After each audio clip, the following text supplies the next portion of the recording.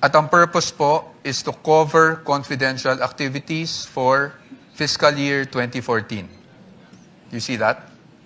Yes, sir. And nung December 22, 2014, nasa ICFAO na po kayo. Tama po ba? Anong period po yan, sir?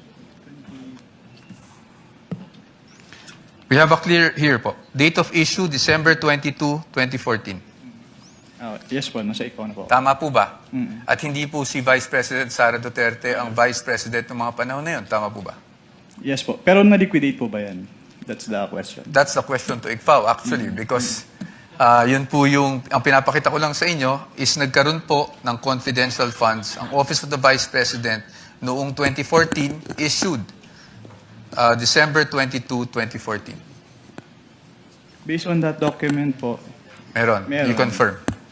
But that's okay, no? Because maybe you were just not aware yesterday when you were asked the question. I just wanted to put that on record because marami na rin pong lumalabas sa social media na si Vice President Sara Duterte lang ang Vice President na nagkaroon ng confidential funds. But you confirm that, sir. Your Honors, just a manifestation, this has not been pre-marked. We just came upon this document yesterday after the statements were made.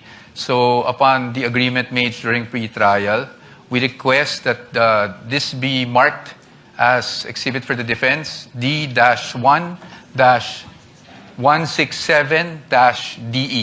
-OVP. Let it be so marked. Thank you, Your Honors. Provisional only, Your Honor.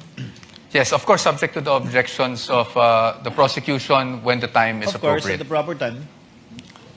Thank you, Your Honor. And we will provide the prosecution with a copy as well. Kindly do that after, perhaps later on, after the trial, or now too, so that it can be made a subject matter of redirect. Should the counsel for the panel of prosecutors Medyo so malabo. desire. I can give you Photocopy. just a photo. We would like to manifest that this is just a printout, Your Honor, and a photocopy that we retrieved from the Office of the Vice President. Noted. Okay. Ito, bibigyan ba natin to? Okay, hindi na. Okay. Anyway, Mr. Witness,